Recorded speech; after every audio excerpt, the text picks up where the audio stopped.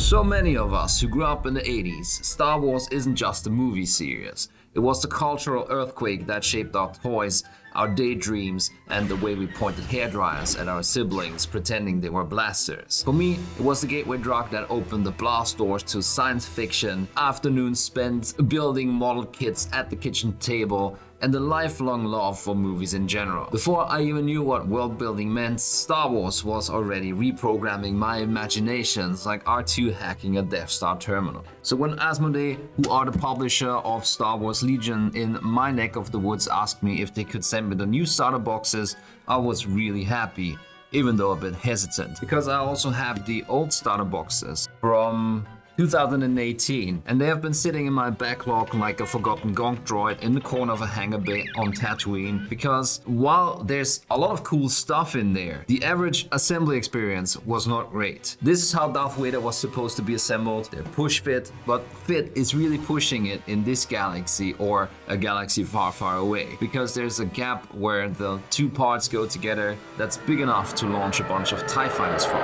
And there was no easy way of fixing that. The models were still hand sculpted, so naturally everything felt a little clumsy and unnaturally thick, like the fingers or the cape. Luke's fit was alright and the pose looked cool, but wait a second, that looks more like Luke's cousin Guybrush Skywalker. Now there's another LucasArts reference you didn't see coming. The Stormtroopers assembled nicely, and none of that 3-point gluing that needs 4 hands to work, as they just snap together like this usually. But then they would sometimes have these gaping holes in their side. Why? The plastic was kinda horrible. You know, that PVC vinyl plastic mix that is more flexible than polystyrene, but you need to use super glue, and scraping or cutting the mold lines would just do more damage than good, and only sandpaper would kinda work here. Help me. 300 grit sandpaper. You're my only hope. But these new boxes are so much better. Just taking the sprues out, you realize they stack so they don't get crushed by heavier objects in the box. And just on first impression, the sprues look more like scale modeling or Gundam quality. The contact points are as small as they get. The detail is super crisp, even in the small scale. And look how thin the cloak is. It's so much better than the chunky cloaks that other companies produce. Mold lines are minimal. The ones on Darth here are actually the more visible ones. This leg from one of the commanders is closer to the norm, and generally you can get rid of it with some superfine sandpaper without spending any time at all. This is the best fit I've ever seen. The parts just fit together with minimal gaps. Everything is guided by pegs. The helm goes on just like that, and most gaps get covered by other elements. And where they are visible, I can mostly just smooth them out with a little plastic glue. And look at that belt, it's barely a millimeter wide and just fits right into the counterpart without even trying. Luke actually looks like Luke, and Vader has this floating cloak going on, which makes him look super dynamic, even though he's basically just standing there. Coincidentally, just because I needed for another video, I also built this miniature simultaneously to these, and in the same time it took me to clean and assemble one single mini from the small indie tabletop company. I built all of these Star Wars Legion minis. I wish I made that up. You also don't really need instructions because each miniature has a letter assigned on the sprue, and you just put the bits together roughly in the order of their assigned number. Crazy how simple it can be. But if you want instructions, they are all available online.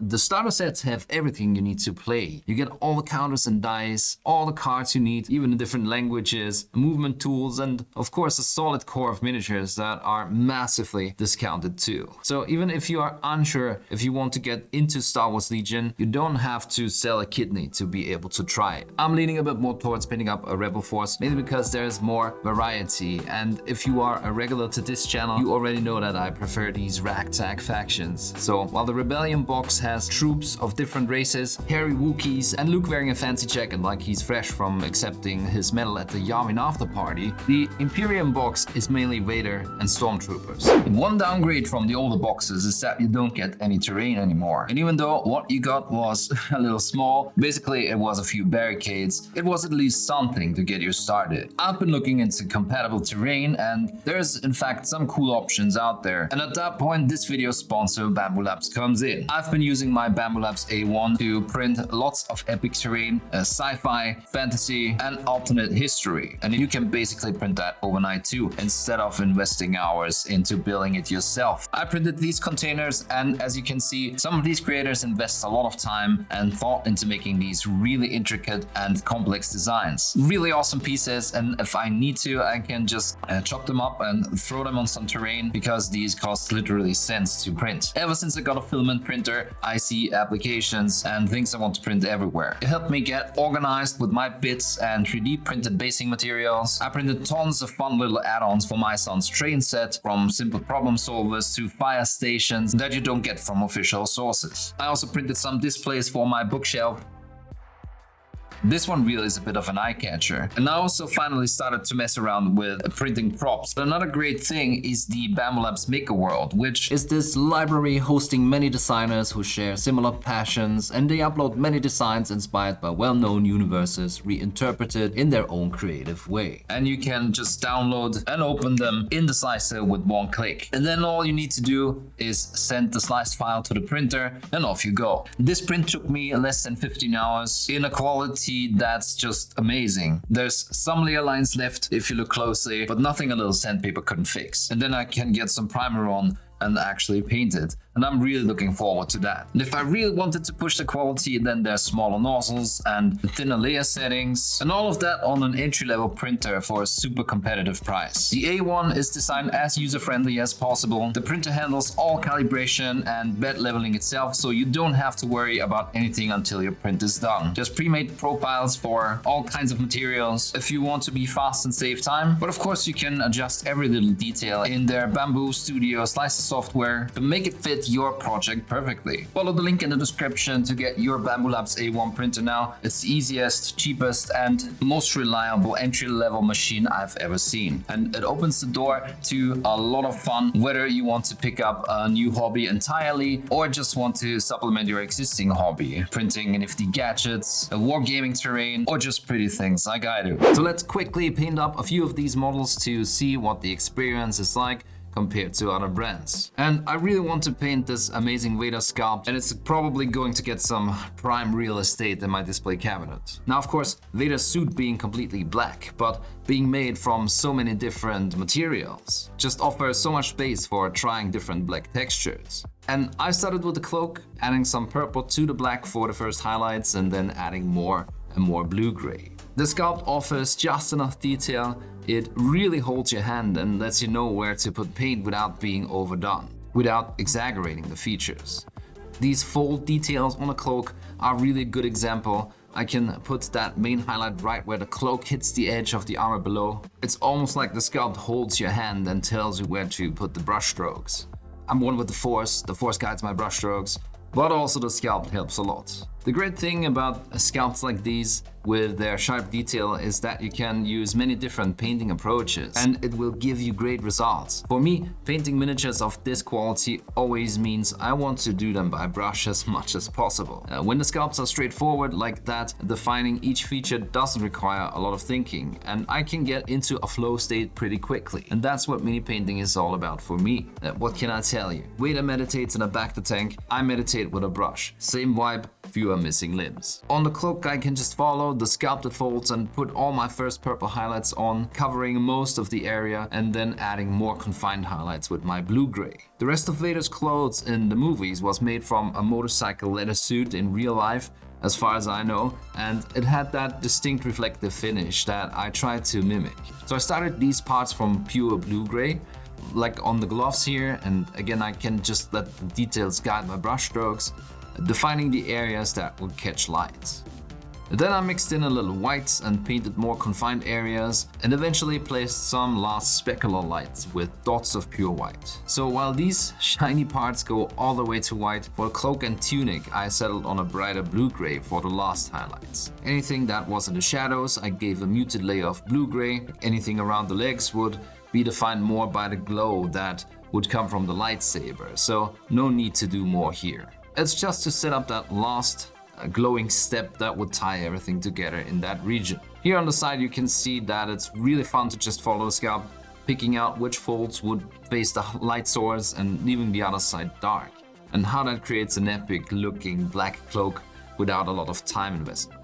The third material I wanted to render is obviously the super shiny helmet, and to make it look distinct from the other black parts, I started from this very chromatic blue, covering quite a large area where I want my main highlights to go. Then I added blue-gray as a highlight and eventually painted the bright parts with white. Then to tie it all together, I went over that with glazes of blue-gray to create a smoother finish and brought back white for the specular highlights.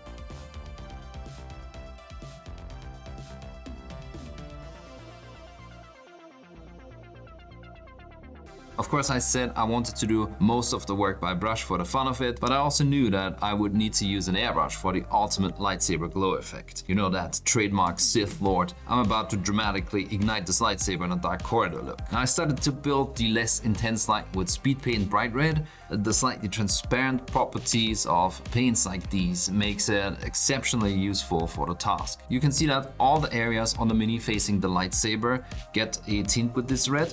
But this is more like a light that is further away from the source, and it's supposed to be more subtle. And of course the same goes for the ground area next to it.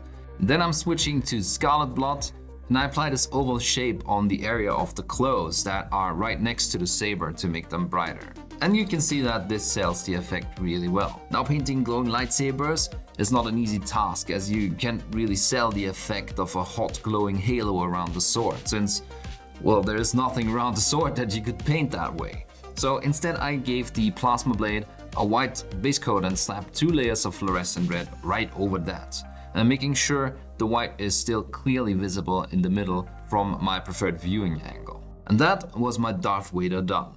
The rest of the box is more or less exercises in white, or let's say how to avoid white as much as possible. And here I'm looking for ways to get things rolling quickly, and then give everything a last personal touch with the brush. Again, I have been looking at artworks to get inspired. First and foremost, the cover of the Stormtrooper pack, and clearly you can see how only using about 5% white on the armor creates such a badass move, and how I wanted to mimic exactly that. So on my Stormtroopers, I first went for a skin tone base color that I counterbalanced with a coat of light field gray from above. So while I'm not going full red OSL like in the art, this still creates a color balance between cold lights and warm shadows, which is really interesting. And I'm following my step-by-step approach to army painting here, where I usually break down the workflow into distinct steps you could each do in an assembly line, ideally in an afternoon or less, and since that is a more realistic way to how people paint up their armies. So each of these steps gradually progress a playable first results further and further into more refined outcomes, and finally into an army I can be proud of. So after the pre-shading, I will use another simple but high impact step to create some initial definition by applying an oil wash to the very recesses. To make sure I can wipe the paint off of areas I don't want it to stay on, I'm applying a coat of gloss varnish first. And you can see how that makes sure the paint creeps into the recesses mostly.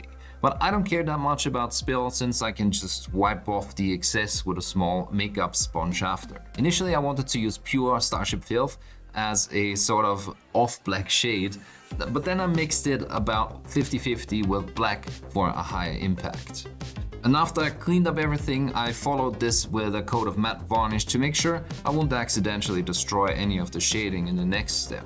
And then it's back to having fun again. My initial highlight layer is a mix of about 1 part field gray and 1 part white, and I'm slapping down more or less opaque layers, of course on edges, but also anything that would catch a lot of light. And this creates some amazing contrasts and emphasizes the different color hues in the armor. And after this step, I'm about 20 minutes into the mini, something that will only improve the more you batch paint, as the impact of time lost to do things like switching paint in the airbrush is diminished. The last step is to paint smaller specular highlights with pure white, and of course I have to give all the black parts a layer of paint.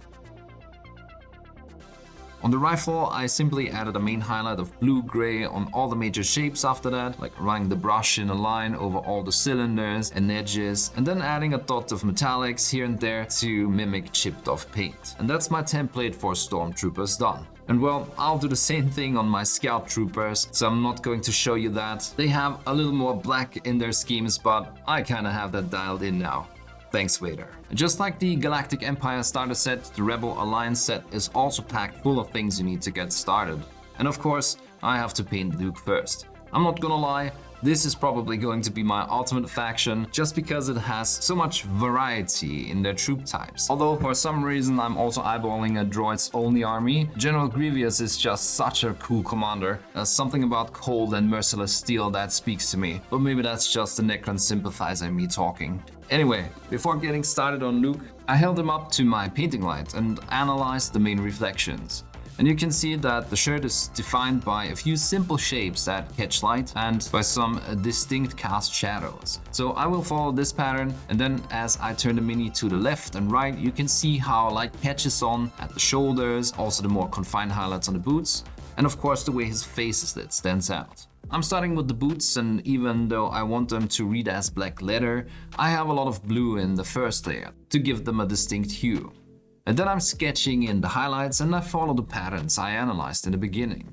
I'm also not really worried about smoothness because these boots have most likely seen some action, and that's why texture is fine. At last I'm making sure the edges are clearly defined to separate all the elements visually. I'm painting the first layer of the pants using a very dark brown, and I make sure to leave the very shadows untouched and black, so I don't have to go back and shade the brown.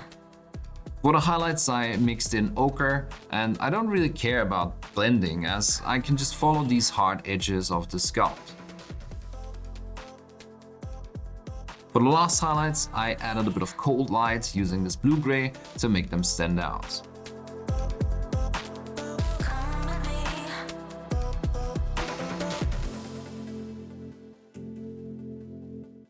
The black shirt was quickly defined with a few brush strokes. Again, I'm mainly leaving out the shadows and just cover everything facing up, and then follow that up by highlights making the upper area brighter. Then I started the jacket from a desaturated orange and gave that a wash with brown to make all these tiny recesses darker. And then cleaned that up again and went brighter with yellow and adding more and more white. Again, focusing on these areas that were emphasized in my initial light observation.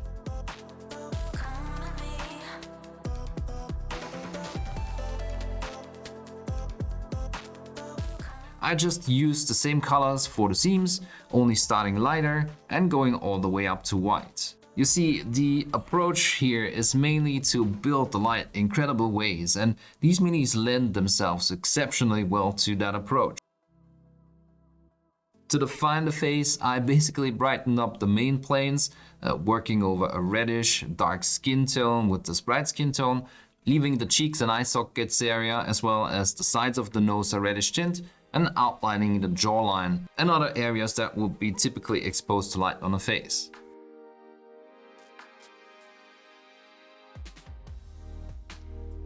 Then I gave the hair a brown ochre tone and highlighted that up with some beige.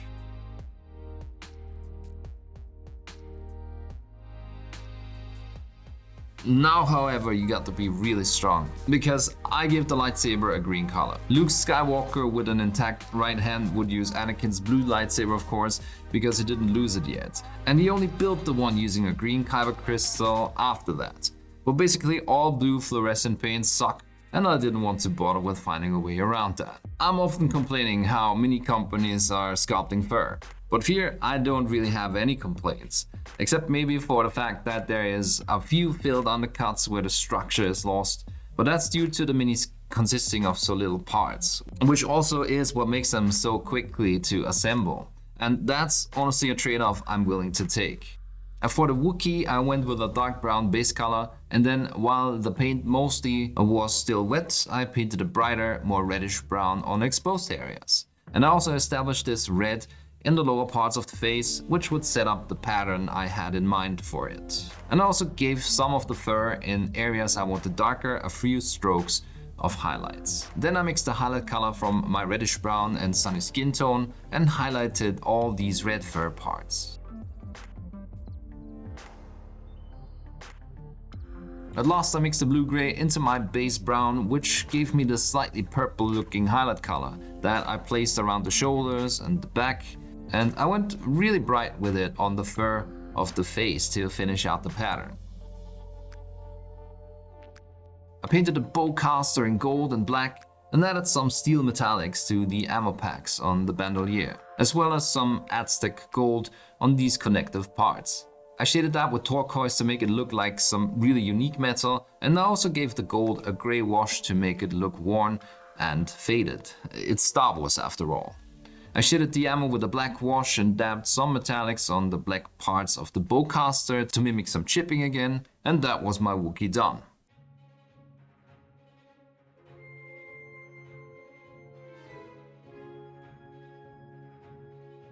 Star Wars Legion really caught me off guard. Getting started with it was such an enjoyable experience. The plastic is really good to work with. Sprues are super high quality in every aspect. Features can be super thin. There's so much small detail, like on the rifles and guns for example. Everything feels in scale and lore accurate. And yet, you don't have the feeling that this will break if you just look at it the wrong way. And the building process is so good.